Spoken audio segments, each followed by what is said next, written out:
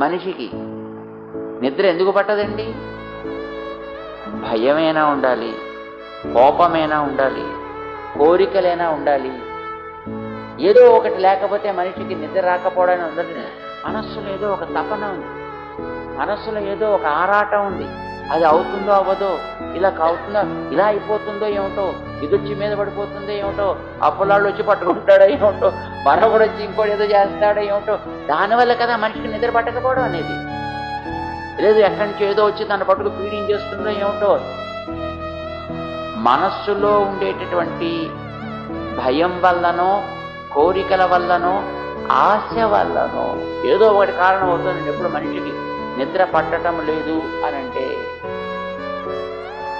అవి లేకుండా ఉందనుకోండి, మనసు ప్రశాంతంగా ఉందనుకోండి, హాయిగా గుండె మీద చేయవేసుకొని వాడు చక్కగా నిద్రపోగలుగుతాడు.